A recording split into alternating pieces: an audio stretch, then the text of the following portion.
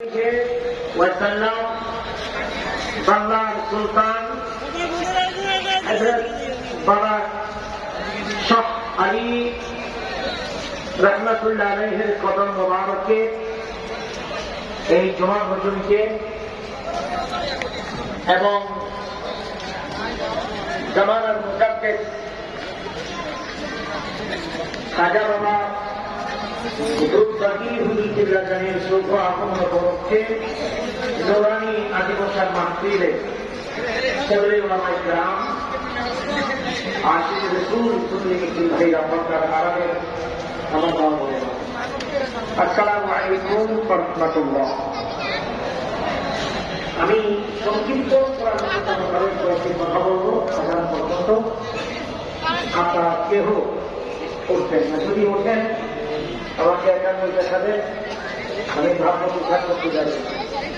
আর যদি করে যান দিয়ে আমি ফ্রি খাওয়া পাঁচটাকে ফ্রি যাবে। হাত উঠান, হাত উঠান, কে কে বিড়ি খান দেখি। আমরা কেউ খাই না, সবাই বলুন আলহামদুলিল্লাহ। হচ্ছে না আরো জোরে। আমার আগে যিনি বক্তব্য দিয়েছেন আমার শ্রদ্ধেয় চাচা প্রখ্যাত আলেম, সময়ের কারণে তিনি আয়াতে কারিমার ব্যাখ্যা দিতে পারেন। তিনি যে আয়াতটা করেছেন এই আয়াতের ব্যাখ্যা আমি বলি চাই, সবাই আমার সাথে মহব্বতে করবেন। বিসমিল্লাহির রাহমানির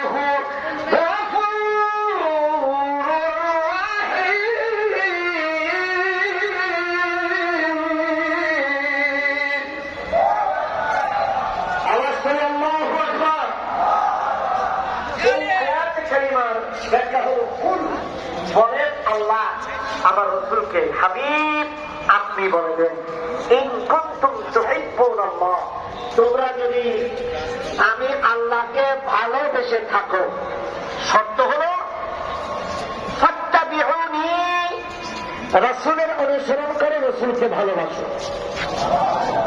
কি শোনা গেল? আওয়াজ তুলে বলেন না সুবহানাল্লাহ।